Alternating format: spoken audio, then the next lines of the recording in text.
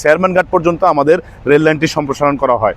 আসসালামু আলাইকুম প্রিয় দর্শক, ওয়েলকাম করছি আমাদের নোয়াখালীর। এখন বর্তমানে আমি আছি আমাদের উত্তর সোনাপুরে। তো উত্তর সোনাপুরে আমি যে রেল লাইনের উপর দাঁড়িয়ে আছি, এই রেল লাইনটা আমাদের সোনাপুর পর্যন্ত গিয়ে স্থগিত, কিন্তু আমরা চাই যে আমাদের এই রেল লাইনটি যেন একবারে প্রযুক্তি বিশ্ববিদ্যালয় থেকে শুরু করে আমাদের যে সুবর্ণচর আছে সুবর্ণচর যায়, এবং আমাদের চৌরাস্তা থেকে যেন লক্ষ্মীপুর পর্যন্ত আমাদের রেল লাইনটি বর্ধিত করা হয়। আমরা সরকারের কাছে এই অনুরোধটি করব, সেই নোয়াখালীর যোগাযোগের ক্ষেত্রে যেন রেল লাইনটি সম্প্রসারিত করা হয়। আমরা সেই পদক্ষেপটি যেন নেয় আমাদের সরকার, আমরা সেই আশা করব।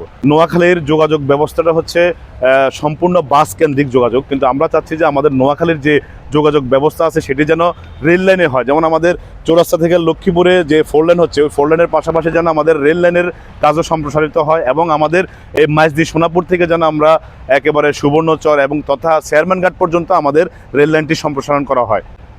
তো সবাইকে ধন্যবাদ। ভিডিওটি ভালো লাগলে অবশ্যই শেয়ার করে দেবেন।